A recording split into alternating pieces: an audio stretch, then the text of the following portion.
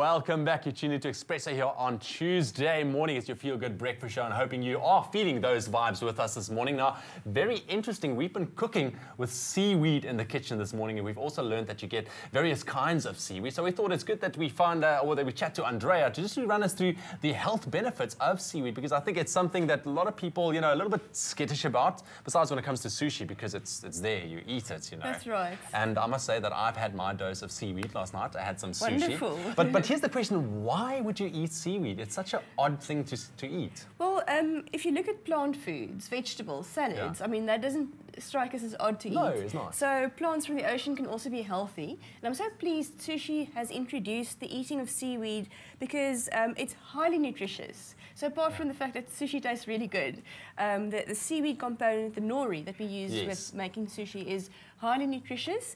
If you look at kelp that we know in South Africa, the seaweed plants, there are various types of sea grasses.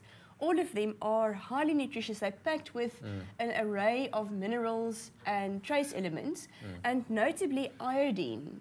So there are some health problems that exist if you have a deficiency of iodine. So it's really a good source of iodine for your diet. All right. Now, you mentioned that it's very nutritional a couple of times, but are there any evidence suggesting that it is beneficial to eating? Tons of evidence. You know, if you look at communities that eat seaweed or sea grasses, it's known that their nutritional status is a lot better and health status in general. But if you look at some more medical research to show how kelp and iodine benefits cardiovascular health, it's really important for a healthy heart. Also, if you look at latest research on pregnancy, they show how important iodine that you get from kelp is also for the development of the baby and cognitive development of the baby later in life.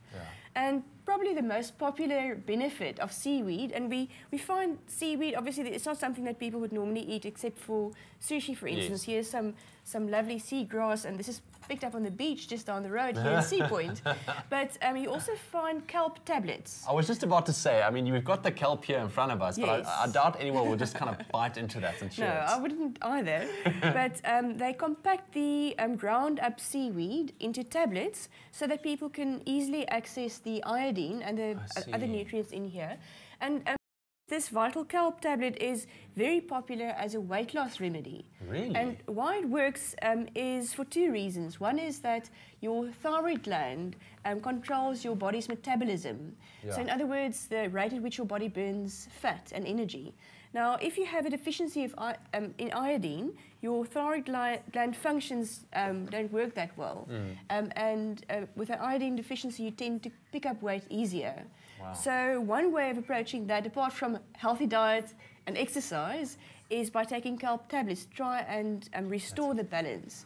But there's also another ingredient in kelp, particularly kelp or brown seaweeds, that's called fucoxanthin. Fucoxanthin. And that's something that also can assist with weight loss. So it's very popular, especially this time of the year when people are sort of letting go of all their good resolutions with eating habits and filling up their winter clothes.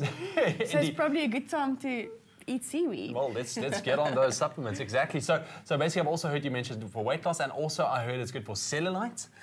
And I don't know if this is true, but I heard that toothpaste contains elements of seaweed. Well, if you look at cellulite, for instance, very interesting, the trace elements and minerals in seaweed is really good for blood circulation. And as we know, with cellulite, there's poor circulation to those areas where cellulite plants itself.